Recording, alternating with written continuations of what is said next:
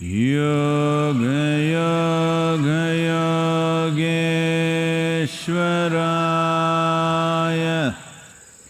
भूत भूत भूतेश्वराय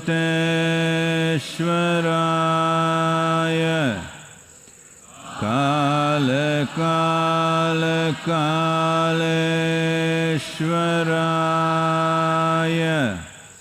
शिव शिव सर्वेश्वराय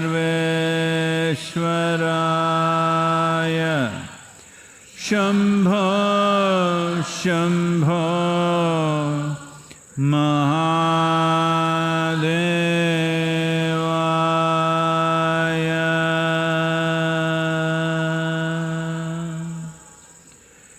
योग योग योगेश्वराय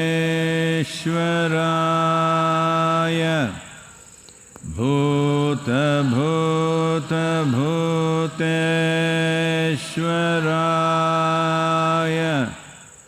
काल काल कालेश्वराय शिव शिव सर्वेश्वराय शंभो शंभो महादेवाय।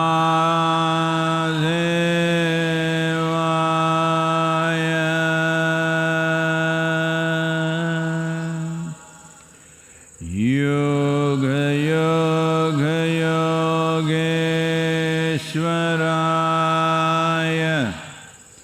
भूत भूत भूतेश्वराय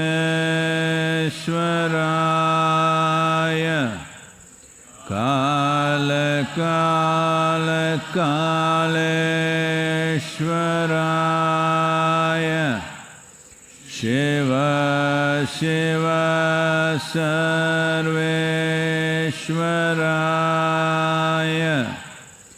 शंभो शंभो महादेवाय।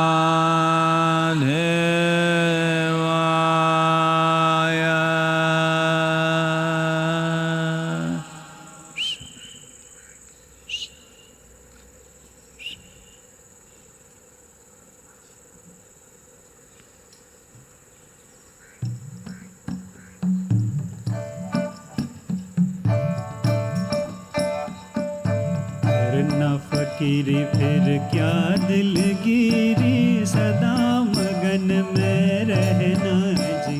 करना फकीरी फिर क्या दिलगिरी सदा मगन में रहना जी। कोई दिन हाथी में कोई दिन घोड़ा कोई दिन पैदल चलना जी। करना फकीरी फिर क्या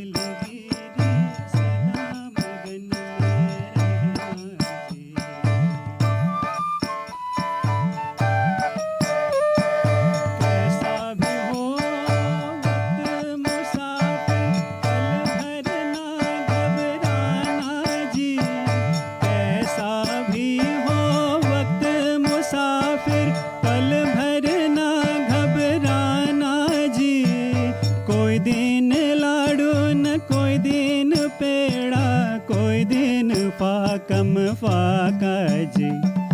करना फकीर फिर क्या दिलगिरी सदा मगन में रहना जी।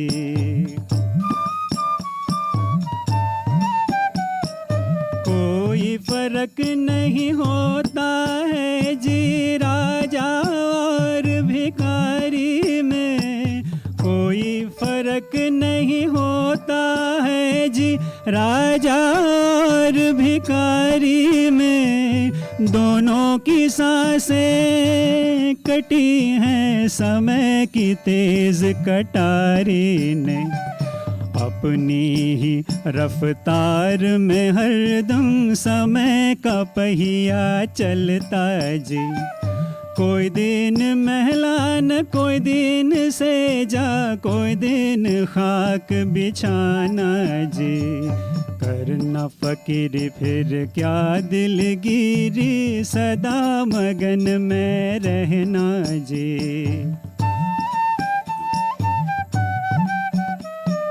कुछ भी पाए गर्व न करिए, दुनिया आनी जानी है। कुछ भी पाए गर्व न करिए, दुनिया आनी जानी है। तेरे साथ जहाँ से तेरी परछाई भी जानी है। सबको अपना प्यार बांटना, मीठे बोल बोलना जी। कोई दिन मेला कोई दिन अकेला, कोई दिन ख़त्म जमेला जी। करना फकीर फिर क्या दिलगिरी, सदा मगन में रहना जी।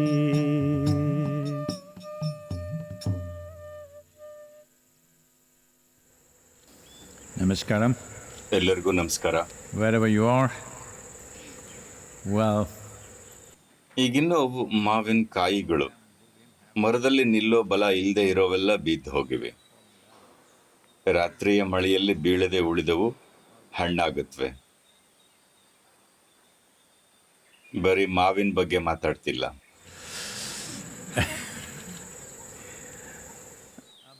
ಇದೇ ಜೀವನದ ಸ್ವರೂಪ. ಸುಸ್ತಾಗಿರೋದ್ರಿಂದ ಬಿದ್ದು ಹೋಗ್ತೀರಾ, ಬೋರಾಗಿ ಬಿದ್ದು ಹೋಗ್ತೀರಾ, ನಿಶ್ಶಕ್ತಿಯಿಂದ ಬಿದ್ದು ಹೋಗ್ತೀರಾ, ಏಕಾಗ್ರತೆ ಇಲ್ಲದೆ ಬಿದ್ದು ಹೋಗ್ತೀರಾ, ಅಥವಾ ಹಣ್ಣಾಗಿ ಬಿದ್ದು ಹೋಗ್ತೀರಾ. ಇದೇ ದೊಡ್ಡ ವ್ಯತ್ಯಾಸ. ಹಣ್ಣು ಬೀಳ್ಬೇಕಾಗಿರೋದು ಪಕ್ವವಾದ ಮೇಲೆ. ಮನುಷ್ಯನ ಜೊತೆನೂ ಹಾಗೇ ಇರಬೇಕು. ನೀವು ಜೀವನದಿಂದ ಕಳಚಿಕೊಳ್ಳಬೇಕಾಗಿರೋದು ಪೂರ್ತಿ ಹಣ್ಣಾದಾಗ, ಅರ್ಧ ದಾರಿಯಲ್ಲ. ಅನಾರೋಗ್ಯದಿಂದ ಅಥವಾ ವೈರಸ್ನಿಂದ ಅಥವಾ ಬದುಕಿನ ತಾಪತ್ರಯಗಳಿಂದ ಅಥವಾ ಚಿಂತೆಯಲ್ಲಿ ಬೆಂದು ಹೋಗಿ.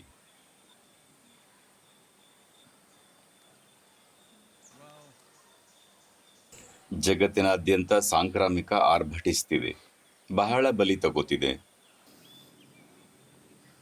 ಕೆಲ ದೇಶಗಳಿಗೆ ಅಪ್ಪಳಿಸಿದೆ, ಕೆಲವು ನಿಭಾಯಿಸೋದಕ್ಕೆ ಕಷ್ಟಪಡ್ತಿವೆ, ಕೆಲವು ಕೈಚೆಲ್ಲಿ ಮೇಲೆ ದೇವರೆಡೆಗೆ ನೋಡ್ತಿವೆ.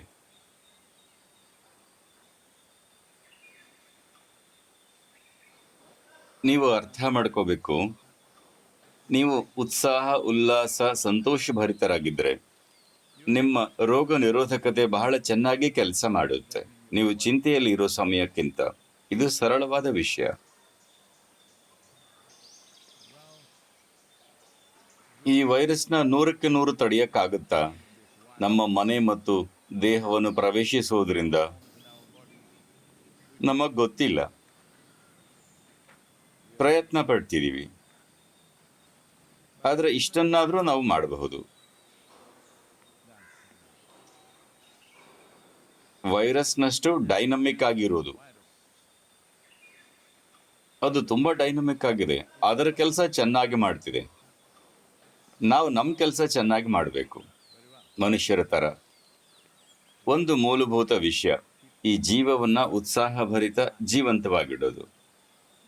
ಅದರ ಅಭಿವ್ಯಕ್ತಿ ಸಂತೋಷದ ರೂಪದಲ್ಲಿ, ಪ್ರೀತಿಯ ರೂಪದಲ್ಲಿ, ಧ್ಯಾನದ ರೂಪದಲ್ಲಿ, ಅಥವಾ ಪರಮ ನಿಶ್ಚಲತೆಯಾಗಿರಬಹುದು. ಆದ್ರೆ ಈ ಜೀವವನ್ನ ಉತ್ಸಾಹಭರಿತವಾಗಿಡಬೇಕು, ನಿಸ್ತೇಜವಾಗಲ್ಲ. ಇಂಥ ಸಮಯದಲ್ಲಿ, ಎಲ್ಲ ಸಮಯದಲ್ಲೂ. ಆದ್ರೆ ಈಗ ಪರಿಣಾಮ ಕಾಣಿಸುತ್ತೆ, ಸಕಾರಾತ್ಮಕ ಅಥವಾ ನಕಾರಾತ್ಮಕ ಪರಿಣಾಮ. ಖಂಡಿತ ಕೆಲವರು ಇದು ವಿಜ್ಞಾನ ಅಲ್ಲ ಅಂತಾರೆ. ಖಂಡಿತ ಸಂತೋಷ, ಆರೋಗ್ಯಕ್ಕೆಲ್ಲ ಯಾವ ಪುಸ್ತಕದಲ್ಲೂ ಡೆಫಿನೇಷನ್ ಇಲ್ಲ. ಆದ್ರೆ ಜನ ಸಂತೋಷ, ಆರೋಗ್ಯವಾಗಿದ್ದಾರೆ. ಕೆಲವರಾದ್ರೂ others are giving commentaries about it. ಉಳಿದವರು ಅದಕ್ಕೆ ವ್ಯಾಖ್ಯಾನ ಬರೀತಿರ್ತಾರೆ, ಪರವಾಗಿಲ್ಲ. ಆದರೆ ಅದಕ್ಕಾಗಿ ಪ್ರತಿಯೊಬ್ಬರು ಪ್ರಯತ್ನಿಸಬೇಕು. ವಿಶೇಷವಾಗಿ ಈಗ ಮಾಡೋದಕ್ಕೆ ಹೆಚ್ಚು ಕೆಲಸ ಇಲ್ಲ. ನಮಗಿಲ್ಲಿ ಬಹಳ ಕೆಲಸ ಇದೆ, ನಾವು ಹೊರಗೆ ಹೋಗ್ತಿಲ್ಲ ಅಷ್ಟೇ. ಆದರೆ ಆಫೀಸ್ ಬಿಸ್ನೆಸ್ ಎಲ್ಲ ಮುಚ್ಚಿದೆ ಅಂತ ಮನೆಯಲ್ಲಿರೋರು ಗೊತ್ತು, ಇದರಿಂದ ಆರ್ಥಿಕ ಸಾಮಾಜಿಕ ಪರಿಣಾಮಗಳಿವೆ. ಸದ್ಯಕ್ಕೆ ಅದನ್ನು ಪಕ್ಕಕ್ಕಿಡಿ. ಯಾಕಂದರೆ ಆರ್ಥಿಕತೆ, ಸಮಾಜ, ಜಗತ್ತಿನ ಬೇರೆಲ್ಲ ವ್ಯವಸ್ಥೆಗಳನ್ನು ನಿರ್ಮಿಸಿರೋದು ಈ ಜೀವದ ಒಳಿತಿಗಾಗಿ. ಇದನ್ನ ಜೀವಂತಿಕೆ, ಉತ್ಸಾಹ, ಸಂತೋಷದಲ್ಲಿಡಿ. ನಿಮ್ಮ ದೇಹದ ಸಾಮರ್ಥ್ಯ ವೈರಸ್ ತಡೆಯಕ್ಕಾಗದಿದ್ರೂ ಹೋರಾಡೋದಕ್ಕೆ ಒಳ್ಳೆಯ ಸ್ಥಿತಿಯಲ್ಲಿರುತ್ತೆ. ಇದನ್ನೆಲ್ಲರೂ ಮಾಡಬೇಕು. ಉಳಿದದ್ದು ಹಲವು ವಿಷಯಗಳನ್ನು ಅವಲಂಬಿಸಿದೆ. ಬರೀ ನೀವಲ್ಲ, ಬೇರೆಯವರ ವರ್ತನೆನೂ ನಿಮ್ಮ ಮೇಲೆ ಪರಿಣಾಮ ಬೀರುತ್ತೆ. ಅದೆಲ್ಲ 100ಕ್ಕೆ 100 ನಿಮ್ಮ ಕೈಯಲ್ಲಿ ಇಲ್ಲ. ಆದರೆ ನಿಮ್ಮನ್ನು ಚೆನ್ನಾಗಿಡೋದು, ನಿಮ್ಮನ್ನು ಆದಷ್ಟು ಜೀವಂತಿಕೆಯಲ್ಲಿಡೋದು ಅತ್ಯಂತ ಮುಖ್ಯ. ಇದು ನಿಮ್ಮ ಕೈಯಲ್ಲಿದೆ, ಇದನ್ನು ಮಾಡಲೇಬೇಕು.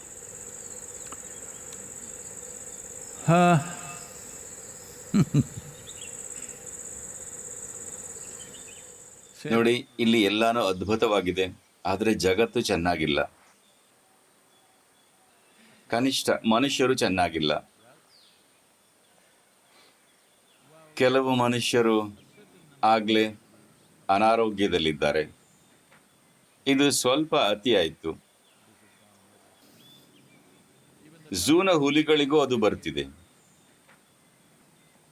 ಅದು ಈ ಇಡೀ ವೈರಸ್ ಪ್ರಸಂಗಕ್ಕೆ ಹೊಸ ಆಯಾಮವನ್ನೇ ತೆರೆಯುತ್ತೆ. ಇಲ್ಲಿವರೆಗೆ ಎಲ್ಲರೂ ನಂಬೋದಕ್ಕೆ ಯತ್ನಿಸಿದ್ರು, ಬಹಳ ಯತ್ನಿಸಿದ್ರು. ಮನುಷ್ಯರಿಂದ ಮನುಷ್ಯರಿಗೆ ಮಾತ್ರ ಹೋಗುತ್ತೆ, ಬೇರೆ ರೀತಿ ಹೋಗಲ್ಲ ಅಂತ. ಈಗ ಸಾಕು ಪ್ರಾಣಿಗಳ ಜೊತೆ ಆಡ್ತಿರೋರು, ಸಾಕು ಪ್ರಾಣಿಗಳು ಜನರನ್ನ ಖುಷಿಯಾಗಿ ಇಡ್ತಿದ್ವು, ಈಗ ಅದು ಸಂಶಯಾಸ್ಪದವಾಗಿದೆ. ನಿಮ್ಮ ನಾಯಿ ಸಂಶಯಾಸ್ಪದವಾಗುತ್ತೆ. ಬೆಕ್ಕಂತೂ ಖಂಡಿತ ಹುಲಿಯ ಕುಟುಂಬದ್ದು. ಹುಲಿ ಭೂಮಿಯ ಮೇಲೆ ಅತಿ ಭಯಂಕರ ಪ್ರಾಣಿಗಳಲ್ಲೊಂದು, ಅತ್ಯಂತ ಭಯಂಕರ ಅಂತಲೇ ಹೇಳಬಹುದು. ಈಗ ಅದು ಕೆಮ್ಮುತ್ತಿದೆ. ಈಗದು ಹೊಸ ಆಯಾಮವನ್ನೇ ತೆರೆಯುತ್ತೆ. ಸುತ್ತಲಿನ ಪ್ರಾಣಿಗಳಿಗೂ ಅದು ಬಂದರೆ ಮನುಷ್ಯರಿಗೆ ಮಾಡೋದಿಕ್ಕೆ ಆಗದೆ ಇರೋದನ್ನ ಪ್ರಾಣಿಗಳಿಗೆ ಮಾಡ್ತೀವಿ. ಅವನ್ನ ಮದ್ದು ಕೊಟ್ಟು ಸಾಯಿಸೋದು, ಈ ಸಮಸ್ಯೆಗಳೆಲ್ಲ ಬರುತ್ತೆ. ಇವೆಲ್ಲವನ್ನು ಮನುಷ್ಯರು ನರಳುತ್ತಾರೆ. ಇದಕ್ಕೆ ಅನೇಕ ಆಯಾಮಗಳಿವೆ. ಮುಂದೇನಾಗುತ್ತೆ ಗೊತ್ತಿಲ್ಲ. ಅದೇ ಸಮಯದಲ್ಲಿ ಮತ್ತೆ ಮತ್ತೆ ಹೇಳಿದ್ದೀವಿ, ಪ್ರಜ್ಞಾಪೂರ್ವಕ ಜವಾಬ್ದಾರಿಯುತ ಕಾರ್ಯದಿಂದ ಇದನ್ನು ನಿಯಂತ್ರಿಸಬಹುದು. ಖಂಡಿತ ಪ್ರಿವೆಂಟ್ ಮಾಡೋಕ್ಕಾಗಲ್ಲ, ಅದರ ನಿಧಾನಿಸಬಹುದು. ಆದರೆ ವಾಹನ ವೇಗವಾಗಿ ಚಲಿಸಿದರೆ ಗುರಿಯನ್ನ ಬೇಗ ತಲುಪುತ್ತೆ, ನಿಧಾನವಾದರೆ ಬಹಳ ಸಮಯ ತಗೊಳ್ಳುತ್ತೆ. ಈಗ ನಾವು ನಿಧಾನಿಸಿದ್ದೀವಿ.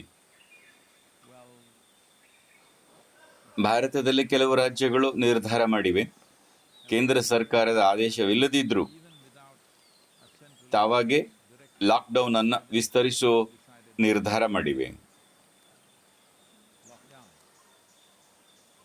ಸಣ್ಣ ಬದಲಾವಣೆಗಳೊಂದಿಗೆ, ಆದರೆ ಲಾಕ್ಡೌನ್ ವಿಸ್ತರಿಸ್ತಿದ್ದಾರೆ. ವಿಶೇಷವಾಗಿ ಪ್ರಯಾಣ, ಸಾರ್ವಜನಿಕ ಸಾರಿಗೆಗಳೆಲ್ಲ ಖಂಡಿತ ಸ್ತಬ್ಧವಾಗೇ ಇರುತ್ತೆ.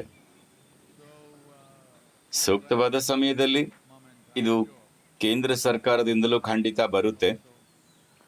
ಅಂದರೆ ನಮ್ಮಲ್ಲಿ ಬಹಳ ಜನ ಇನ್ನೂ ಹೆಚ್ಚು ಕಾಲ ಮನೆಯಲ್ಲಿ ಇರಬೇಕು. ಕೆಲವು ರೀತಿಯ ಕೆಲಸಗಳು ಇಂಡಸ್ಟ್ರಿಗಳಲ್ಲಿ ಇದ್ದ ಹೊರತು. ನೀವು ನಿಮ್ಮ ಒಳಿತಿಗೆ ಹೂಡಿಕೆ ಮಾಡಬೇಕಾದ ಸಮಯ. ಈ ಜೀವದ ಒಳಿತು. ಏಕೆಂದರೆ ಎಷ್ಟಿದ್ರೂ ನಮ್ಮ ಕೆಲಸ, ನಮ್ಮ ಸಂಪತ್ತು, ನಮ್ಮ ವ್ಯಾಪಾರ, ಸಾಮಾಜಿಕ ವ್ಯವಹಾರ ಎಲ್ಲಾನು ಇದ್ದಿದ್ದು ನಮ್ಮ ಒಳಿತಿಗಾಗಿ. ಅದರ ಕಡೆ ಗಮನ ಹರಿಸೋಣ. ಏಕೆಂದ್ರೆ ನಿಮಗೆ ಚೆನ್ನಾಗಿದ್ದೀನಿ ಅನ್ಸೋದು ಶಾಂತಿ, ಸಂತೋಷ, ಪ್ರೀತಿ, ಅದ್ಭುತ ಅನಿಸಿದಾಗ ಅದೇ ಒಳಿತು. ಎಲ್ಲ ಅನುಭವಗಳಾಗೋದು ನಿಮ್ಮೊಳಗಿನಿಂದ.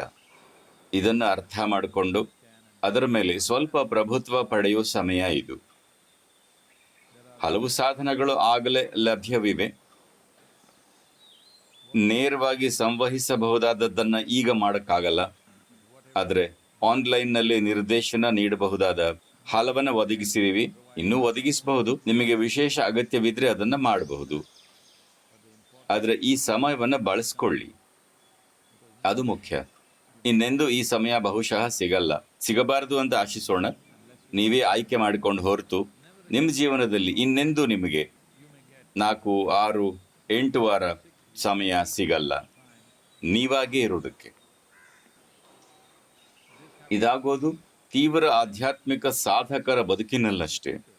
ಈಗ ಜಗತ್ತಿನ 3/2 ಭಾಗಕ್ಕೆ ಈ ಅವಕಾಶ ಸಿಕ್ಕಿದೆ. ಇದು ಒಳ್ಳೆ ಸಮಯ. ನಮಗಿರೋ ಆಯ್ಕೆ ಇಷ್ಟೇ.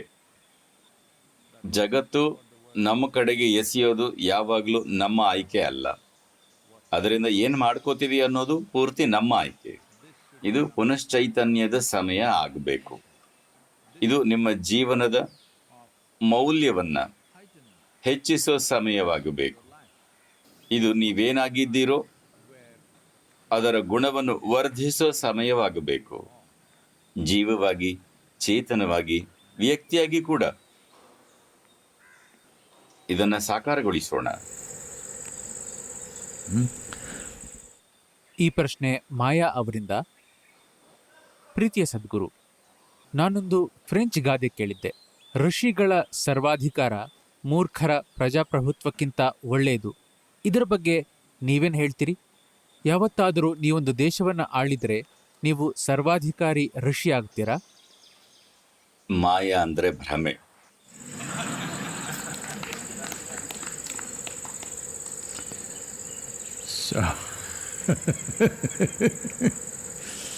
ಮೊದಲು ಇದನ್ನ ಅಲ್ಲಗಳೀತಿದ್ದೀನಿ. I am not planning to rule any nation. I was thinking of the world. ನನಗೆ ಯಾವ ದೇಶವನ್ನು ಆಳೋ ಪ್ಲಾನ್ ಇರಲಿಲ್ಲ. ನಾನು ಜಗತ್ತಿನ ಬಗ್ಗೆ ಯೋಚಿಸ್ತಿದ್ದೆ. ಆಳೋದಿಕ್ಕಲ್ಲ, ಪ್ರೇರಣೆ ನೀಡೋದಿಕ್ಕೆ. ಯಾಕಂದ್ರೆ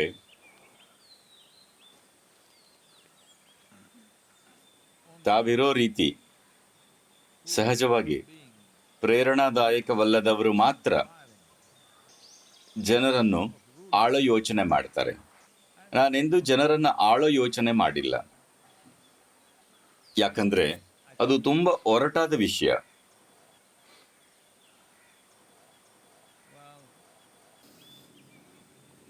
ಇಡೀ ಜಗತ್ತಿಗೆ ಪ್ರೇರಣೆ ನೀಡಬಹುದಾ?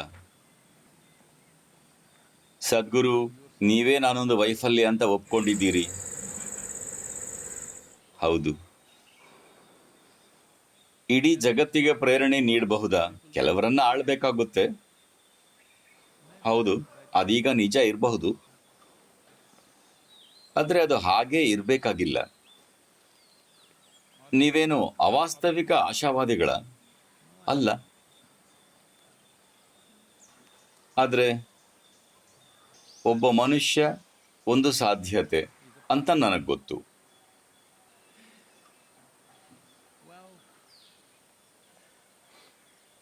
ನನಗೆ ಬೇಕಾಗಿದ್ದ ಟ್ರೀಟ್ಮೆಂಟ್ನ ಸಮಯ ಸ್ವಲ್ಪ ದೀರ್ಘವಾಗಿತ್ತು. ಆದರೆ ನಾನು ಯಾವ ಥರದ ಮನುಷ್ಯನಾಗಿದ್ದೆ ಮತ್ತು ಈಗ ನನ್ನೊಳಗೆ ಹೇಗಿದ್ದೀನಿ ನನಗೆ ಗೊತ್ತು. ನಾನು ರೂಪಾಂತರಣೆ ಹೊಂದಬಹುದಾದ್ರೆ ನೀವು ಹೊಂದಬಹುದು. ಹೌದು, ಖಂಡಿತ ಎಲ್ಲರೂ ಹೊಂದಬಹುದು. ಒಂದೇ ಸಮಸ್ಯೆ, ಕೆಲವರು ತಮ್ಮನ್ನ ಬಹಳ ಹೂಡಿದ್ದಾರೆ. ತಮ್ಮದೇ ನಂಬಿಕೆಗಳಲ್ಲಿ, ಶಾಸ್ತ್ರಗಳಲ್ಲಿ, ಸಿದ್ಧಾಂತಗಳಲ್ಲಿ.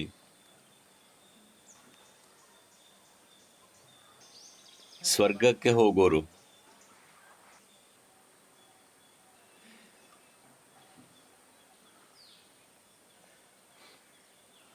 ಅವರಿಗೆ ಹೇಳೋದಕ್ಕೆ ಬಯಸ್ತೀನಿ, ಜಗತ್ತಿನ ಬಹುತೇಕ ಸಾಮೂಹಿಕ ಸಾರಿಗೆ ವ್ಯವಸ್ಥೆ ನಿಂತು ಹೋಗಿದ್ರೂ ಸ್ವರ್ಗಕ್ಕೆ ಹೋಗೋ ಸಾರಿಗೆ ನಿಂತಿಲ್ಲ. ಇನ್ಫಾರ್ಮ್ ಮಾಡ್ತಿದ್ದೀನಿ ಅಷ್ಟೇ. ಇದು ಬದುಕೋದಿಕ್ಕೆ ಒಳ್ಳೆ ಜಾಗ ಅಲ್ಲ ಅಂತ ಭಾವಿಸೋರು, ಬೇರೆ ಕಡೆ ಒಳ್ಳೆ ಜಾಗ ಇದೆ ಅನ್ನೋರು, ಅಂಥವ್ರೆ ಪರಿವರ್ತನೆಯಾಗೋದಿಕ್ಕೆ ಬಹಳ ಸಮಯ ತಗೋತಾರೆ. ಅವರಿಗೆ ಪ್ರೇರಣೆ ನೀಡೋದು ಕಷ್ಟ. ಯಾಕಂದ್ರೆ ಒಂದೇ ಕಾಲು ಇಲ್ಲಿದೆ, ಇನ್ನೊಂದು ಕಾಲು ಅಲ್ಲಿದೆ. ಇಲ್ಲಿರೋದು ಒಂದೇ ಕಿವಿ, ಇನ್ನೊಂದು ಕಿವಿ ಅಲ್ಲಿದೆ. ಕೇಳಿಸದೇ ಇರೋದನ್ನೆಲ್ಲ ಕಲ್ಪಿಸ್ತಾ ಇದೆ. ಅದರಿಂದಾಗಿ ಅವರು ಪ್ರೇರಿತರಾಗೋದಿಕ್ಕೆ ಬಹಳ ಸಮಯ ತಗೋಬಹುದು. ಇಲ್ಲಾಂದ್ರೆ ಈ ವೈರಸ್ಸು ಸಮಯ ಒಳ್ಳೆ ಸಮಯ. ಯಾಕಂದ್ರೆ ವೈರಸ್ ನೆನಪಿಸ್ತಿದೆ. ನಾನು ಪದೇ ಪದೇ ಹೇಳಿ ನಿಮ್ಮ ನಶ್ವರತೆಯನ್ನು ನೆನಪಿಸ್ತಿದ್ದೆ. ಆದರೆ ಈ ವೈರಸ್ನ ಎಫಿಷಿಯನ್ಸಿ ನೋಡಿ. ನಾನು 38 ವರ್ಷದಲ್ಲಿ ಕನ್ವಿನ್ಸ್ ಮಾಡಿದ್ದು ಸುಮಾರು 100 ಕೋಟಿ ಜನರನ್ನಷ್ಟೇ, ನೀವು ನಶ್ವರರು ಅಂತ. ಆದರೆ 2 ತಿಂಗಳಲ್ಲಿ ಒಂದೇ ಏಟಿನಲ್ಲಿ ನನಗೆ ವೈರಸ್ನಷ್ಟು ಕ್ಷಮತೆ ಇಲ್ಲ. ಆದರೆ ವೈರಸ್ ಇದನ್ನ ಮಾಡಿದೆ, ನಮಗೆ ನೆನಪಿಸಿದೆ ನಾವೆಷ್ಟು ಕ್ಷಣಭಂಗುರ, ನಶ್ವರ ಅಂತ. ಒಂದು ಜೀವವಾಗಿ ಇದನ್ನು ಚೆನ್ನಾಗಿ ಬಳಸೋಣ. ಯಾಕಂದ್ರೆ ನಿಮಗಿದು ಗೊತ್ತಿಲ್ಲದಿದ್ರೆ, ಯೋಗ ಸಂಸ್ಕೃತಿಯಲ್ಲಿ ಅಧ್ಯಾತ್ಮದೆಡೆಗೆ ಮೊದಲ ಹೆಜ್ಜೆ, ದೀಕ್ಷೆಗೂ ಮೊದಲು ಯಾವಾಗಲೂ ಆಗ್ತಿದ್ದಿದ್ದು, ಆಧ್ಯಾತ್ಮಿಕ ಸಾಧಕ ಒಂದು ನಿರ್ದಿಷ್ಟ ಸಮಯವನ್ನ ಸ್ಮಶಾನದಲ್ಲಿ ಕಳಿಬೇಕು. ನೀವು ನೋಡಿರಬಹುದು, ಶಿವ ಸ್ಮಶಾನದಲ್ಲಿ ಹೀಗೆ ಕೂತಿರೋದು. ಇದರ ಹಿಂದಿನ ವಿಚಾರ ಏನಂದ್ರೆ, ನೀವು ನಶ್ವರರು ಅನ್ನೋ ಮೂಲಭೂತ ಸತ್ಯವನ್ನ ಮನದಟ್ಟಾಗಿಸೋದು. ಇದು ಯಾಕಷ್ಟು ಮುಖ್ಯ? It is the most important thing. ಇದು ಅತ್ಯಂತ ಮುಖ್ಯವಾದ ವಿಷಯ. ಯಾಕಂದ್ರೆ ನಿಮಗಿರೋದು ಮಿತವಾದ ಸಮಯ. ನಶ್ವರತೆ ಅಂದ್ರೆ ಅದೇ. ಇಲ್ಲಾಂದ್ರೆ ನಿಮ್ಮ ಕ್ಷುಲ್ಲಕ ಮನಸ್ಸಿನಲ್ಲಿ ನಾಳೆ ಏನ್ ಮಾಡೋದು, ನಾಡಿದ್ದು ಏನ್ ಮಾಡೋದು ಅಂತ ಯೋಚಿಸ್ತಾ ಇರ್ತೀರಿ. ನೀವು ಅಮರರು ಅನ್ನೋ ತರಹ ನೀವು ಸ್ಮಶಾನಕ್ಕೆ ಹೋಗಿ ಕೂತ್ರೆ ಒಂದರ ನಂತರ ಇನ್ನೊಂದು ದೇಹ ನಿಮ್ ತರಾನೇ ಇರೋರು ಸುಟ್ಟು ಬೂದಿ ಆಗ್ತಿದ್ದಾರೆ. ಕೂತಾಗ ಅದಾಗಲ್ಲ, ಅಲ್ಲಿ ಕೆಳಗಿದ್ದಾರೆ ಅಂತೆಲ್ಲ ಯೋಚಿಸ್ತಿರ್ತೀರಿ. ದಹನ ಅದನ್ನ ಸ್ಪಷ್ಟವಾಗಿ ಮನದಟ್ಟಾಗಿಸುತ್ತೆ, ನೀವು ನಶ್ವರರು ಅಂತ. ಆದ್ರಿಂದ ಒಂದು ರೀತಿಯಲ್ಲಿ ಸಾಧನೆಯ ಈ ಮೊದಲ ಭಾಗವನ್ನ ಯೋಗ ಸಂಪ್ರದಾಯದಲ್ಲಿ ಎಲ್ಲರೂ ಮಾಡಬೇಕಿತ್ತು. ಈಗ ಇಂತಹ ಸಾಂಕ್ರಾಮಿಕ, ದುರದೃಷ್ಟವಶಾತ್ ಇಂಥದ್ದು ಆದರೆ ಮಾತ್ರ ಜನರಿಗೆ ಮನದಟ್ಟಾಗುತ್ತೆ. ಈಗ ಆಗ್ತಿದೆ. ತಾವು ಅಮರರು ಅಂದುಕೊಂಡಿದ್ದವರು, ಬಡವರು, ಶ್ರೀಮಂತರು. ಬಡವರಿಗೆ ಸಾಮಾನ್ಯವಾಗಿ ಅರಿವಿರುತ್ತೆ, ಶ್ರೀಮಂತರು ತಾವು ಅಮರರು ಅಂದ್ಕೋತಾರೆ. 4 ಗೋಡೆಗಳ ಮಧ್ಯೆ ಹಾಯಾಗಿದ್ದಾಗ ನೀವೊಂದು ಜೀವನೂ ಆಗಿರಲ್ಲ. You are preserved. ನೀವು ಸಂರಕ್ಷಿತರು. ನಿರಂತರವಾಗಿ ನೀವು ಗೋಡೆಗಳ ನಡುವೆ ಇದ್ದಾಗ ನೀವು ಎಂದೆಂದಿಗೂ ಸಂರಕ್ಷಿತರು ಅನ್ನೋ ಮಿಥ್ಯಾ ಕಲ್ಪನೆ ಬರುತ್ತೆ. ಒಂದಿನ ನಿಮ್ಮಲ್ಲಿ ಬಹಳ ಜನರಿಗೆ ಒಂದು ಬೆಳಗು ಅಥವಾ ರಾತ್ರಿ ಹವಾಮಾನ ತೀವ್ರವಾಗಿತ್ತು ಅಂದ್ಕೊಳ್ಳಿ. ನಾನು ಕೆಟ್ಟ ಹವಾಮಾನ ಅಂತ ಬಳಸಲ್ಲ, ಅದು ಇಂಗ್ಲಿಷ್ ಸಂಸ್ಕೃತಿಯಿಂದ ಬಂದಿದ್ದು. ನಮ್ಮಲ್ಲಿ ಕೆಟ್ಟ ಹವಾಮಾನ ಇಲ್ಲ. ಕೆಲವು ದಿನ ತೀವ್ರವಾಗಿರುತ್ತೆ, ಅದ್ಭುತವಾಗಿರುತ್ತೆ. ನಿನ್ನೆ ರಾತ್ರಿ ಥರ ಮಳೆ ಸುರಿತಿತ್ತು. ಅಂತಹ ಒಂದು ರಾತ್ರಿ ನೀವು ಕಾಡಲ್ಲಿ ಕಳೆಯಿರಿ. I've spent many. ನಾನು ಮಾಡಿದ್ದೀನಿ. ಒಂದು ರಾತ್ರಿ ಆ ಥರ ಇರಿ. ನೀವೆಷ್ಟು ನಾಜೂಕು ಹುಳ ಅಂತ ನಿಮಗೆ ಬಹಳ ತೀವ್ರವಾಗಿ ಮನದಟ್ಟಾಗತ್ತೆ. ಬದುಕಿ ಉಳಿಯೋದು ಹುಳಗಳಿಗೆ ಗೊತ್ತು, ನಿಮ್ಮ ಕೈಲೇ ಆಗಲ್ಲ. ಇಷ್ಟು ದೊಡ್ಡ ಮೆದುಳು ಇಟ್ಕೊಂಡು ಹೆಣಗ್ತೀರಿ. ಏನೂ ಸಲಕರಣೆ ಇಲ್ಲದಿದ್ರೆ ಹೇಗೆ ಬದುಕಿ ಉಳಿಯೋದು? ನಾನು ಹಾಗೆ ಹೋಗಿದ್ದು ಕಾಡಿಗೆ, ಏನೂ ಸಲಕರಣೆ ಇಲ್ಲದೆ, ಬರೀ ನನ್ನ HMT ಗಡಿಯಾರ. ಈಗ ಆ ಉದ್ಯಮನೇ ಮುಚ್ಚಿ ಹೋಗಿರ್ಬೇಕು. ಮಳೆಯಲ್ಲಿ 5 ನಿಮಿಷ ಗಡಿಯಾರ ಮಬ್ಬಾಗಿ ಬಿಡೋದು, ಟೈಮ್ ನೋಡೋಕ್ಕೂ ಆಗ್ತಿರ್ಲಿಲ್ಲ. ನಕ್ಷತ್ರ ಓದಕ್ಕಾಗಲ್ಲ, ಸೂರ್ಯ ಬರ್ತಾನೋ ಇಲ್ವೋ ಗೊತ್ತಾಗಲ್ಲ, ದಟ್ಟ ಮೋಡ, ಮಳೆ ಸುರಿತಿದೆ, ನಿಮಗೆ ದಿಕ್ಕು ಗೊತ್ತಾಗಲ್ಲ, ಎಲ್ಲ ಹೆಚ್ಚು ಕಡಿಮೆ ನೀವು ಅಂಧರೆ ನಿಮಗೆ ದಿಕ್ಕಿನ ಲೆಕ್ಕದಲ್ಲಿ. ಇಲ್ಲ ನೀವು ಅಲ್ಲೇ ಸುತ್ತ ಹೊಡಿತಿರ್ಬೇಕು ಅಥವಾ ಒಂದ್ ಕಡೆ ಕೂತ್ಕೋಬೇಕು. ನೀವು ನೋಡ್ತೀರಿ ಹುಳುಗಳು, ಕೀಟಗಳು, ಹುಲಿಗಳು, ಆನೆಗಳು, ಅವಕ್ಕೆಲ್ಲ ಸಲಕರಣೆ ಇದೆ, ಚೆನ್ನಾಗಿ ನಿಭಾಯಿಸ್ತಿವೆ. ನೀವೊಬ್ಬರೇ ಅಲ್ಲಿ ನಿಮ್ಮ ಸ್ಥಾನ ಕಂಡುಕೊಳ್ಳಕ್ಕೆ ತಿಣುಕಾಡ್ತಿರೋದು. ನಿಮಗೆ ಸ್ಪಷ್ಟವಾಗಿ ಗೊತ್ತಾಗುತ್ತೆ ನೀವು ಎಷ್ಟು ನಾಜೂಕು ಜೀವ ಅಂತ. ಒಂದು ತಪ್ಪು, ಸೂರ್ಯ ಹುಟ್ಟೋದು ನೋಡಲ್ಲ. One mistake, you will not see sunrise. That's how it is. ಹಾಗಿದೆ ಅದು. 4 ಗೋಡೆಗಳ ಸೌಕರ್ಯದಲ್ಲಿ ಬದುಕುತ್ತಾ ಇರೋ ಮನುಷ್ಯರಿಗೆ ಹೀಗೊಂದು ಅನಿಸಿಕೆ ಇದೆ, ಅವರು ಜೋಪಾನವಾಗಿದ್ದಾರೆ ಅಂತ. ಪೆಟ್ಟಿಗೆಯಲ್ಲಿ ನಿಮಗೆ ಹಾಗೆ ಅನ್ಸುತ್ತೆ. ನಿಮಗೆ ಈ ವಿಷಯ ತಲೆಗೆ ತುಂಬೋದಕ್ಕೆ ಸ್ಮಶಾನ ಮತ್ತೆ ಕಾಡು ಇವೆರಡು ಯೋಗ ಸಂಸ್ಕೃತಿಯಲ್ಲಿ ಬಳಸ್ತಾ ಇದ್ದ ಸಲಕರಣೆಗಳು. ಯಾಕಂದ್ರೆ ನಿಜವಾದ ಅಧ್ಯಾತ್ಮ ಅನ್ವೇಷಕ ಆಗಬೇಕು ಅಂದ್ರೆ ಇದು ಅತಿ ಮುಖ್ಯ. ನಿಮಗೆ ತುಂಬಾ ಕಮ್ಮಿ ಸಮಯ ಇದೆ ಅಂತ ಗೊತ್ತಾಗ್ಬೇಕು. ಆದ್ರೆ ಜನರು ಅದಕ್ಕಿಂತ ಜಾಸ್ತಿ ಕಿಲಾಡಿಗಳು. ಬೇರೆಲ್ಲೋ ಶಾಶ್ವತ ಜೀವನದ ಬಗ್ಗೆ ಮಾತಾಡಕ್ಕೆ ಶುರು ಮಾಡಿದ್ರು. ಭಾರತದಲ್ಲಿ ನೀವು ಮತ್ತೆ 100 ಜನ್ಮ ಬರ್ತೀನಿ ಅಂದ್ರಿ. ಈ ಜೀವನಕ್ಕಿಂತ ಜಾಸ್ತಿ ಹೇಗೆ ಇರೋದು ಅಂತ ಜನ ಅವರ ತಲೆಯಲ್ಲಿ ಹುಡುಕಕ್ ಶುರು ಮಾಡಿದ್ರು. ಹಾಗೆ ಮಾಡೋದಕ್ಕೆ ದಾರಿಗಳಿವೆ, ಆದ್ರೆ ಮಾನಸಿಕವಾಗಿ ಏನೋ ಸೃಷ್ಟಿ ಮಾಡಿದರೆ ಅದು ಹಾಗೆ ಕೆಲಸ ಮಾಡಲ್ಲ. ನೀವು ಸ್ವರ್ಗಕ್ಕೆ ಹೋಗ್ತೀನಿ ಅಂತ ನಂಬಿದ್ರು ನಿಮ್ಮ ತಲೆಗೆ ಬಂದೂಕು ಇಟ್ರೆ ನೀವು ನಡಿಗೆ ಹೋಗ್ತೀರಿ. You will tremble. ಅಯ್ಯೋ, ನೀವು ಸ್ವರ್ಗಕ್ಕೆ ಹೋಗ್ತೀನಿ ಅಂತ ಭಾವೋತ್ಕರ್ಷದಲ್ಲಿ ಇರಬೇಕು, ಆದ್ರೆ ಅಂಥದ್ದಾಗಲ್ಲ. ಜೀವಕ್ಕೆ ಗೊತ್ತು ತಲೆಯಲ್ಲಿ ನೀವು ಏನೆಲ್ಲ ಕಸ ತುಂಬಬಹುದು, ಒಳಗಡೆ ಇರೋ ಜೀವಕ್ಕೆ ಗೊತ್ತು That if it leaves this shell of this body, then what is next has remained. ಈ ಶರೀರದ ಚಿಪ್ಪಿನಿಂದ ಹೊರ ಹೋದರೆ ಮುಂದೇನು ಹಾಗೇ ಉಳಿದಿದೆ. ಪ್ರೇರಣೆ, ಸ್ಫೂರ್ತಿ. ಇದನ್ನ ಹೇಳಿದ ಫ್ರೆಂಚ್ ಮ್ಯಾನ್ ಇಲ್ಲಿ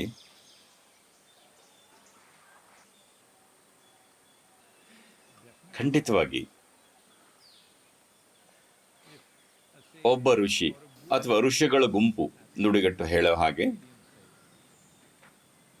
ಈ ಗ್ರಹನ ಅಥವಾ ದೇಶನ ಆಳ್ತಾ ಇದ್ರೆ ಎಲ್ಲ ಥರದ ಮೂರ್ಖರು ಆಳೋದಕ್ಕಿಂತ ಚೆನ್ನಾಗೇ ಇರುತ್ತೆ. ಆದರೆ ಆ ಋಷಿಗಳು ಸರ್ವಾಧಿಕಾರಿಗಳಾಗಿರ್ತಾರ? ಅವರು ಋಷಿಗಳಾದರೆ ಸರ್ವಾಧಿಕಾರಿಗಳಾಗಿರೋದಿಲ್ಲ. ಋಷಿತ್ವ ಸರ್ವಾಧಿಕಾರ ಒಟ್ಟಿಗೆ ಹೋಗಲ್ಲ. ಅವರು ಋಷಿಗಳಾದ್ರೆ ಅಷ್ಟೊಂದು ಜನ ಇದ್ರೆ ಫ್ರಾನ್ಸ್ನಲ್ಲಿ ಅಷ್ಟೊಂದು ಋಷಿಗಳನ್ನು ಹೇಗೆ ಹುಡುಕ್ತಾರೋ? ಅವರು ಪ್ರೇರೇಪಿಸ್ತಾರೆ. ಸ್ಫೂರ್ತಿಯಿಂದ ಆದ ಒಂದು ಕ್ರಾಂತಿಯಿಂದ ಫ್ರಾನ್ಸ್ನಲ್ಲಿ ಬದಲಾವಣೆಗಳಾದವು. ಋಷಿಗಳು ಅಲ್ಲದಿರಬಹುದು, ಆದರೆ ಕೆಲಸಗಾರರು. ಆದರೆ ಪ್ರೇರಣೆ ಸರ್ವಾಧಿಕಾರದಿಂದ ಅಲ್ಲ. ಅದ್ಭುತ ಐಡಿಯಾ ಆಗಿರೋ ಪ್ರಜಾಪ್ರಭುತ್ವಕ್ಕೆ ಇವತ್ತು ಅದರದೇ ಸಮಸ್ಯೆಗಳಿವೆ.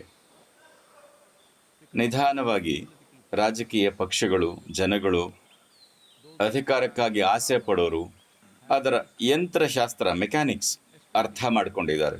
ಅದರಲ್ಲೂ ಹಿಂದಿನ 20-25 ವರ್ಷದಲ್ಲಿ ಚುನಾವಣೆ ಗೆಲ್ಲೋ ಗಣಿತ ಮತ್ತೆ ಯಂತ್ರಶಾಸ್ತ್ರ ಅರ್ಥ ಮಾಡ್ಕೊಂಡಿದ್ದಾರೆ.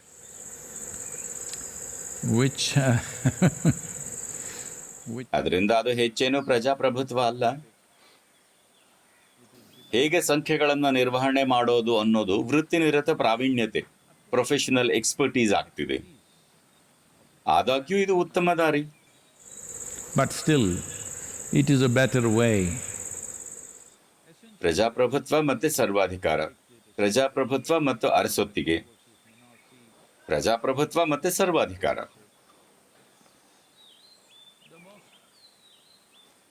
ಈ ಪ್ರಜಾಪ್ರಭುತ್ವದ ಅತ್ಯಂತ ಉಪಯುಕ್ತ ಅಂಶ, ರಸ್ತೆಯಲ್ಲಿ ರಕ್ತ ಹರಿಯದೆ ಅಧಿಕಾರ ಬದಲಾಯಿಸಬಹುದು.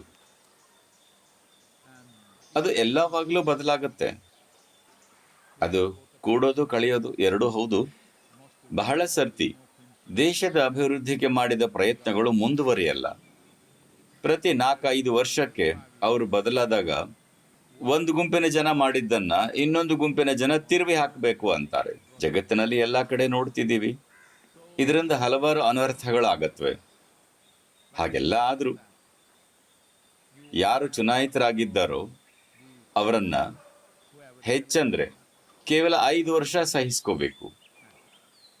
ಕೆಲವು ಸರ್ಕಾರಗಳು 6 ಇರಬೇಕು, 4, 5, 6 ಅಷ್ಟೇ. ಆದರೆ ನಿಮಗೆ ಸರ್ವಾಧಿಕಾರಿ ಅಥವಾ ರಾಜ ಬಂದರೆ ಅವರನ್ನ 25-30 ವರ್ಷ ಸಹಿಸ್ಕೋಬೇಕು.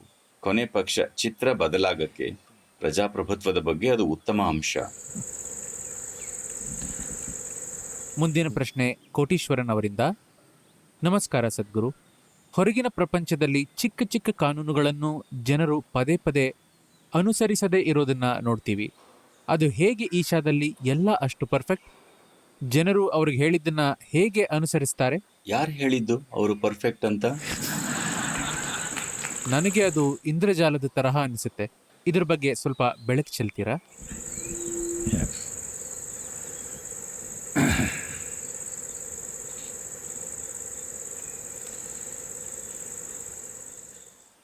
ನೋಡಿ,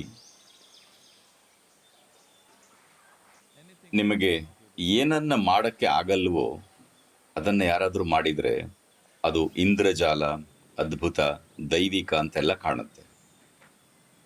ಒಂದ್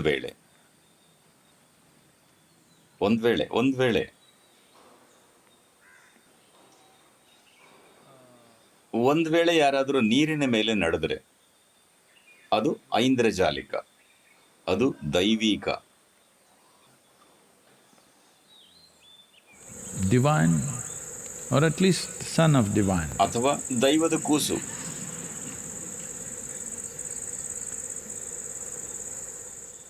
ಅದೇ ತರಹ, ಯಾಕಂದ್ರೆ ನೀವು ಯಾವಾಗಲೂ ಯಾರು ಅದು ಮಾಡಿರೋದು ನೋಡಿಲ್ಲದೆ ಇರೋದ್ರಿಂದ, ಮತ್ತೆ ನೀವು ನಿಮ್ಮಷ್ಟಕ್ಕೆ ಮಾಡಕ್ಕಾಗದೇ ಇದ್ದಿದ್ರಿಂದ ಪ್ರಪಂಚದಲ್ಲಿ ಯಾರಿಗೂ ಈಜೋದು ಗೊತ್ತಿಲ್ಲ ಅಂದ್ಕೊಳ್ಳೋಣ. ಒಂದಿನ ಇದ್ದಕ್ಕಿದ್ದ ಹಾಗೆ ಒಬ್ಬ ಮನುಷ್ಯ ನದಿಗೆ ಧುಮುಕಿ ಈಜಿ ಬಂದ. ಅದು ಐಂದ್ರಜಾಲಿಕ ಅನ್ಸತ್ತ? ದೈವಿಕ ಅನ್ಸತ್ತ? 100ಕ್ಕೆ 100. ಈಗ ಸ್ವಲ್ಪ ವಿವೇಚನೆ, ಸಂಪೂರ್ಣ ವಿವೇಚನೆ ಅಲ್ಲ, ಇಟ್ಕೊಂಡು ಬದುಕೋದು ನಿಮಗೆ ಇಂದ್ರಜಾಲ ಅನ್ನಿಸ್ತಿದೆ. ನೀವು ಎಂತಹ ವಾತಾವರಣದಲ್ಲಿ ಜೀವಿಸ್ತಿದ್ದೀರಿ ಅಂತ ನಾನು ಊಹೆ ಮಾಡ್ಕೋಬಲ್ಲೆ. ಜನರು ಇಲ್ಲಿ ಪರ್ಫೆಕ್ಟ್ ಅಲ್ಲ. ಉತ್ತಮರಾಗೋದಕ್ಕೆ ತುಂಬ ಪ್ರಯತ್ನಿಸ್ತಿದ್ದಾರೆ. ಕೇವಲ ಆ ಪ್ರಯತ್ನದಿಂದ ಅವರು, ನಮ್ಮ ಸ್ವಯಂ ಸೇವಕರು ಎಲ್ಲ ಕಡೆ, ಯೋಗ ಕೇಂದ್ರದಲ್ಲಿ ಮಾತ್ರ ಅಲ್ಲ, ಎದ್ದು ಕಾಣ್ತಾರೆ. ಗುಂಪಿನಿಂದ ಬೇರೆನೇ ಆಗಿ ಕಾಣಿಸ್ತಾರೆ. ಉತ್ತಮವಾಗೋದಕ್ಕೆ ಅಲ್ಲಿ ತೀವ್ರ ಪ್ರಯತ್ನ ಇದೆ. ಇದಿಷ್ಟನ್ನೇ ನಿಮ್ಮ ಜೀವನದಲ್ಲೂ ತಂದುಕೋಬೇಕಾಗಿರೋದು. ಯಾರೋ ನಿಮ್ಮನ್ನು ಪರ್ಫೆಕ್ಟ್ ಆಗಿರಬೇಕು ಅಂತ ನಿರೀಕ್ಷಿಸ್ತಿಲ್ಲ, ಆದರೆ ನೀವು ಉತ್ತಮರಾಗೋದಕ್ಕೆ ಪ್ರಯತ್ನಿಸ್ತಾ ಇದ್ದೀರಾ. ಇದು ಮುಖ್ಯ. ನೀವು ಎಲ್ಲಿವರೆಗೂ ಉತ್ತಮರಾಗೋದಕ್ಕೆ ಪ್ರಯತ್ನಿಸ್ತೀರೋ ಜೀವನ ಉತ್ತಮ ಆಗ್ತಾ ಹೋಗುತ್ತೆ. ಜೀವನ ಮರೆತು ಬಿಡಿ. ನೀವು ನಿಧಾನವಾಗಿ ಉತ್ತಮ ಉತ್ತಮ ಉತ್ತಮ ಆಗ್ತಾನೇ ಹೋಗ್ತೀರಿ. ನೀವು ಉತ್ತಮ ಉತ್ತಮ ಉತ್ತಮ ಆದಾಗ ನಿಮ್ಮ ಸುತ್ತಮುತ್ತ ಇರೋ ಎಲ್ಲದೂ ಉತ್ತಮ. ಇದು ಇಷ್ಟೇ. ಆದರೆ ಈ ಪ್ರಶ್ನೆ ಬರ್ತಾ ಇರೋದು ಬಹುಶಃ ಜಗತ್ತಿನಲ್ಲಿ ಕೆಲವು ಬೇಜವಾಬ್ದಾರಿ ಜನರು ಮಾಡ್ತಾ ಇರೋ ಕೆಲಸದಿಂದ ಇರಬಹುದು. ಅದರಲ್ಲೂ ನಮ್ಮ ದೇಶದಲ್ಲಿ ಆ ಕಾರಣದಿಂದ ಪ್ರಶ್ನೆ ಬರ್ತಿರಬಹುದು. ದೇಶದಲ್ಲಿ ಅತ್ಯಂತ ಹೆಚ್ಚು ಪ್ರಜೆಗಳು ಸೂಚನೆಗಳನ್ನು ಪಾಲಿಸ್ತಿದ್ದಾರೆ ಅನ್ನೋ ವಿಷಯವನ್ನು ನಾವು ಸ್ವೀಕರಿಸಲೇಬೇಕು. ವೈರಸ್ ಅನ್ನು ನಿಧಾನ ಮಾಡೋ ಅಥವಾ ಹರಡೋದನ್ನು ನಿಧಾನ ಮಾಡೋ ಅದ್ಭುತ ಕೆಲಸ ಮಾಡ್ತಿದ್ದಾರೆ. ಅಮೆರಿಕ ದೇಶದಲ್ಲಿ ನಮ್ಮ ಜನಸಂಖ್ಯೆಯ ಕಾಲಭಾಗ ಇದೆ, ನಮ್ಮ 3ರಷ್ಟು ಭೂಪ್ರದೇಶ ಇದೆ. ಅದು ಕಾಡ್ಗಿಚ್ಚಿನ ತರಹ ಹರಡ್ತಾ ಇದೆ. 140 ಕೋಟಿ ಜನ, 1/3 ಭಾಗ ಭೂಮಿ, 4ರಷ್ಟು ಜನ. ಖಂಡಿತ ನಾಗರಿಕರನ್ನ, ಮುಖಂಡತ್ವವನ್ನ ನಾವು ಅಭಿನಂದಿಸಲೇಬೇಕು.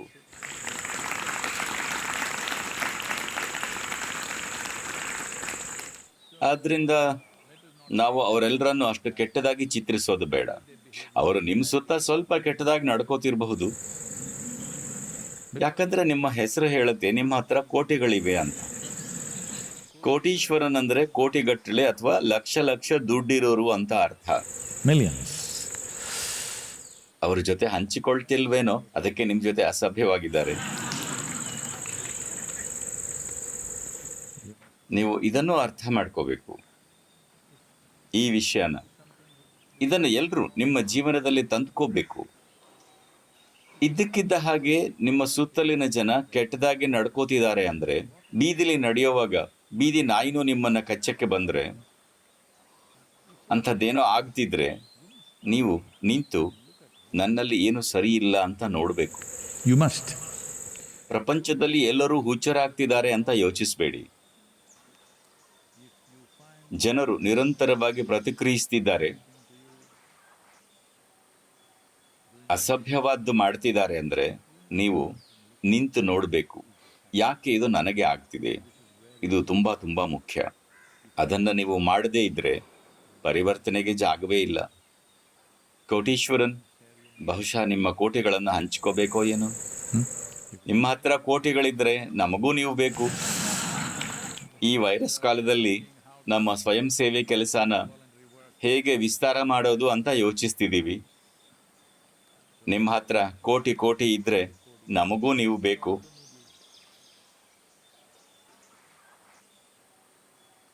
ಮುಂದಿನ ಪ್ರಶ್ನೆ ಮೀರಾ ಅವರಿಂದ. ನಾನು ದೇವಿ ಭಕ್ತೆ.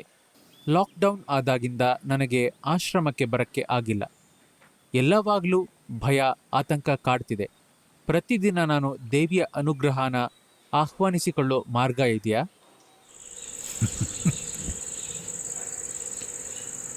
Well,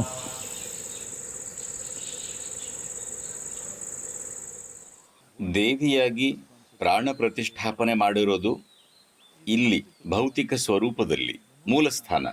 or the root form is here.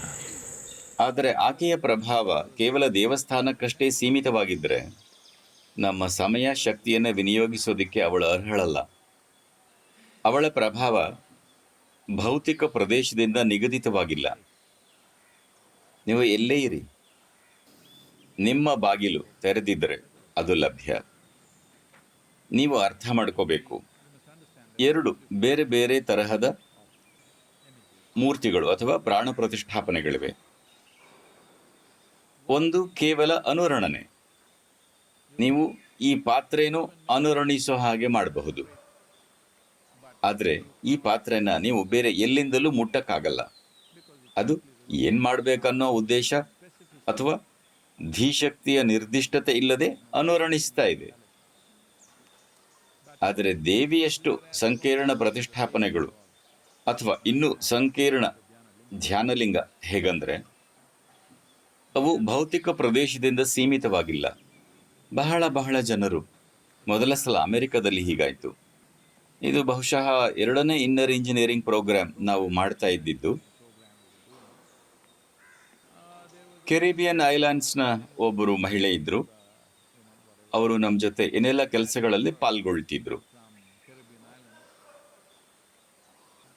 ಅವರು ಪೆನ್ಸಿಲ್ನಿಂದ ಪುಸ್ತಕದಲ್ಲಿ ಏನೋ ಮಾಡ್ತಾನೇ ಇದ್ರು. ಜನ ನೋಟ್ಸ್ ಬರ್ಕೊಳ್ಳೋದ್ರ ಬಗ್ಗೆ ನಮಗೆ ಸಮಸ್ಯೆ ಇದೆ.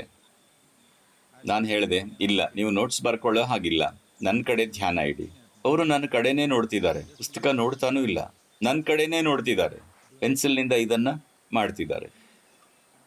3 ಗಂಟೆ ಸೆಷನ್ ಕೊನೆಯಲ್ಲಿ ಅವರು ಹೇಳಿದ್ರು, ಇದು ಯಾಕೆ ಬಂತೋ ಗೊತ್ತಿಲ್ಲ, ಇದರಿಂದ ಏನೋ ಬಂತು, ನನ್ನಿಂದ ಬಂದ ರೂಪ ಇದು, ನನಗೇನಾಯ್ತೋ ಗೊತ್ತಿಲ್ಲ. ನಾನು ನಿಮ್ಮ ಕಡೆ ನೋಡ್ತಿದ್ದಾಗ ನಾನು ನಿಮ್ಮನ್ನ ಸ್ಕೆಚ್ ಮಾಡಕ್ಕೆ ನೋಡ್ತಿದ್ದೆ, ಆದರೆ ನನಗೆ ಸಿಕ್ಕಿದ್ದು ಇದು. ಅದು ಸ್ಪಷ್ಟವಾಗಿ ಧ್ಯಾನಲಿಂಗದ ಸಮಂಜಸ ಪ್ರಮಾಣ.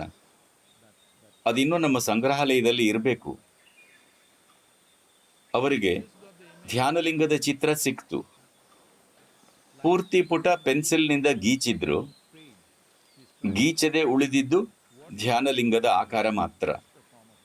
ಅದೇ ಪ್ರಮಾಣ, the same exact proportion. ಅವರು ನನ್ನ ಚಿತ್ರ ಬಿಡಿಸಕ್ಕೆ ಪ್ರಯತ್ನಿಸ್ತಿದ್ರು. ಅದಕ್ಕೆ ನಾನು ನಿಮಗೆ ಹೇಳ್ತಿದ್ದೀನಿ, ಪ್ರಾಣ ಪ್ರತಿಷ್ಠಾಪಿತ ಸ್ವರೂಪಗಳು ಭೌತಿಕ ಪ್ರದೇಶಕ್ಕೆ ಸೀಮಿತವಲ್ಲ. ನೀವು ಆತಂಕದಲ್ಲಿರೋದು. ನಿಮಗೆ ಈ ಆಯ್ಕೆ ಇದೆ. You have this choice. Every one of you have this choice. ನಿಮ್ಮೆಲ್ಲರಿಗೂ ನೀವು ಈ ಮನಸ್ಸನ್ನ ಯೋಗಕ್ಷೇಮ ಅಥವಾ ತೊಳಲಿಕ್ಕೆ ಹುಟ್ಟು ಹಾಕಕ್ಕೆ ಬಳಸ್ಕೋಬಹುದು. ಇದರ ಬಗ್ಗೆ ನೀವು ಖಚಿತವಾಗಬೇಕು, ನೀವು ಅರ್ಥ ಮಾಡ್ಕೋಬೇಕು. ನಿಮಗೆ ಈಗಿಂದೀಗ ಅದ್ಭುತ ಅನ್ನಿಸ್ತಿದ್ರೆ ಅದು ನಿಮ್ಮಿಂದಾನೆ. ನಿಮಗೆ ಅಸಹ್ಯ ಅನ್ನಿಸ್ತಿದ್ರೆ ಅದು ನಿಮ್ಮಿಂದಾನೆ. ಬೇರೆಯವೆಲ್ಲ ಪ್ರೇರಣೆ ಕೊಡಬಹುದು, ಆದರೆ ಮನುಷ್ಯನ ಎಲ್ಲ ಅನುಭವಗಳು ಆಗಿದ್ದು ನಿಮ್ಮಿಂದ, ನಿಮ್ಮಿಂದ, ನಿಮ್ಮಿಂದಲೇ. ಹೊರಗಿನ ಪರಿಸ್ಥಿತಿಗಳಿಗೆ ನೀವೆಷ್ಟು ಗುಲಾಮಗಿರಿಯಲ್ಲಿ ಸಿಕ್ಕಿ ಬಿದ್ದಿದ್ದೀರಿ ಅನ್ನೋದು, ನೀವೆಷ್ಟು ವಿವಶತೆಯಿಂದ ಪ್ರತಿಕ್ರಿಯಾತ್ಮಕವಾಗಿದ್ದೀರಿ ಅನ್ನೋದು ನಿರ್ಧರಿಸುತ್ತೆ. ನೀವು ತುಂಬಾ ಪ್ರತಿಕ್ರಿಯಾತ್ಮಕವಾಗಿದ್ದರೆ ನಿಮ್ಮ ಸುತ್ತಮುತ್ತ ಇರೋರು ನೀವು ಈಗ ಹೇಗಿದ್ದೀರಿ ಅನ್ನೋದು ನಿರ್ಧರಿಸ್ತಾರೆ. ನೀವು ಜೀವಿಸುವ ಜಗತ್ತಿಗೆ ಪ್ರಜ್ಞಾಪೂರ್ವಕ ಸ್ಪಂದಿಸುವವರಾದರೆ ನಿಮ್ಮ ಯೋಗಕ್ಷೇಮ ಬಹುತೇಕ ನಿಮ್ಮ ಕೈಯಲ್ಲೇ ಇರುತ್ತೆ. ದೇವಿಯ ಅನುಗ್ರಹವನ್ನ ಇನ್ನೂ ತುಂಬಾ ಉದಾತ್ತ ಕಾರಣಗಳಿಗೆ ಬಳಸಬಹುದು, ನಿಮ್ಮ ಆತಂಕ ತೆಗೆಯೋದನ್ನು ಬಿಟ್ಟು.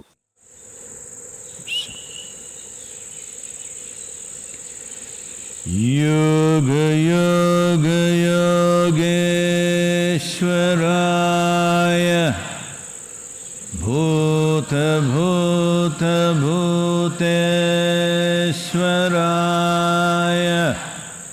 ಕಾಲ ಕಾಲ ಕಾಲೇಶ್ವರಾಯ ಶಿವ ಶಿವ ಸರ್ವೇಶ್ವರಾಯ ಶಂಭೋ ಶಂಭೋ